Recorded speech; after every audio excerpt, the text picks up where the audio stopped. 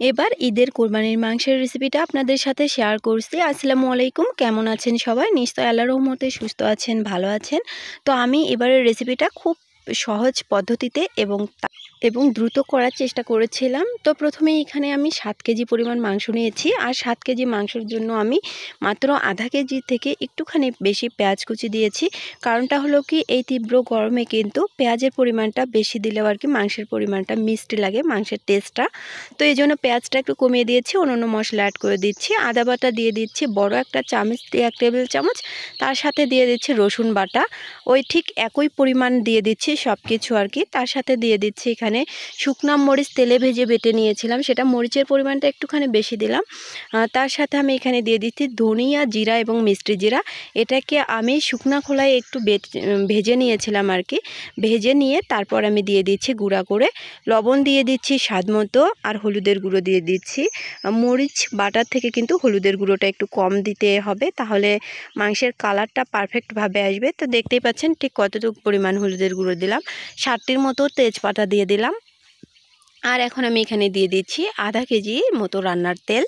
7 KG মাংসের জন্য আমি এখানে আধা কেজি পরিমাণ তেল দিয়েছি। এখন খুব ভালো করে মশলার সাথে মাংসটাকে আমি মেখে নিব।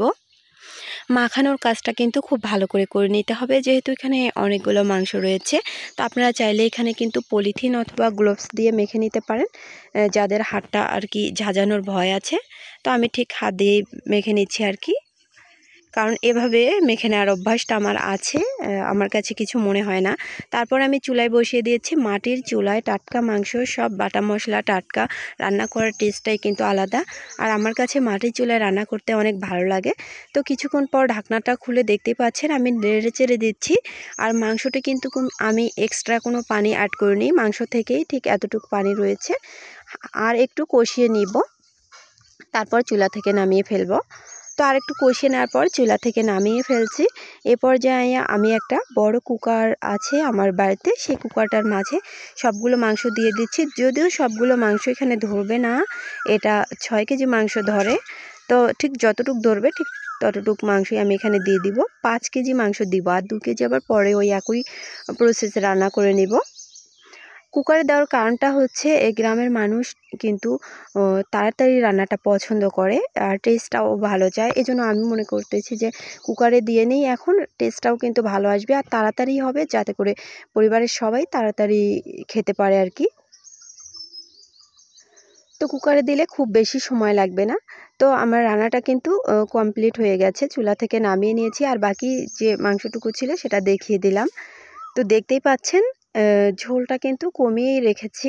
আর কোরবানির মাংসটা কিন্তু সবাই ঝোল আর কি খেতে পছন্দ করে না, মাংস খেয়েই সবাই ফিদা, ঝোল খাবে কখন, এই জন্যই ঝোলের পরিমাণটা কমিয়ে রেখেছি। তো এখন আমি একটা গামলাতে এগুলো ঢেলে নিব। আমি স্টিলের একটা গামলাতেই ঢেলে নিচ্ছি, যেহেতু বেশি লোকজন, এই জন্য কিছু আর বের করিনি। তো দেখতেই পাচ্ছেন এখন একটা বাটিতে উঠিয়ে নিব। তো রান্নাটা কিন্তু আমার পরিবারের সবাই অনেক পছন্দ করেছিল, বলেছিল যে লবণ ঝাল সব দিক থেকে পারফেক্ট। আমার দেবর শ্বশুর বিশেষ করে খুব পছন্দ করেছে।